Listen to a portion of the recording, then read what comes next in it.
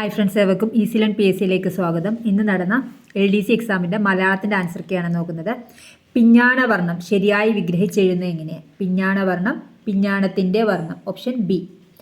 Put out എന്ന ശൈലിയുടെ അർത്ഥം? പുട്ട് ഔട്ട് അണയ്ക്കുക. Option A. അനപത്യൻ എന്ന പദത്തിൻ്റെ അർത്ഥം സന്തതിയില്ലാത്തവൻ. അനപത്യൻ, സന്തതിയില്ലാത്തവൻ. താഴെ പറയുന്ന ശരിയായ പദമേത്? കവയിത്രി. Option D. കേരള പാണിനി എന്ന അപരനാമത്തിൽ അറിയപ്പെടുന്ന ആര്? AR രാജരാജവർമ്മ.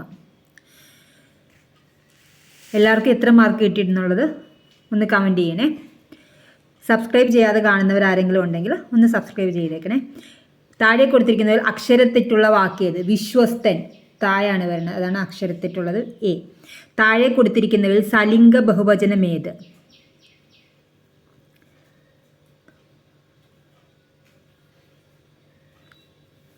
അടുത്തത് ശ്ലോകത്തിൽ കഴിക്കുക എന്ന ശൈലി കൊണ്ട് അർത്ഥമാക്കുന്നത് എന്ത്? ശ്ലോകത്തിൽ കഴിക്കുക, ചുരുക്കി പറയുക. ശ്ലോകത്തിൽ കഴിക്കുക, ചുരുക്കി പറയുക. താഴെ കൊടുത്തിരിക്കുന്നത് ദ്രൗണി ആര്?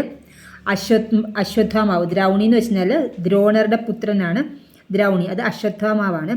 ചിന്മുദ്ര എന്ന പദം പിരിച്ചെഴുതുന്നത് എങ്ങനെ? ചിത് പ്ലസ് മുദ്ര. ചിന്മുദ്ര. ഓപ്ഷൻ സി, ചിത് പ്ലസ് മുദ്ര.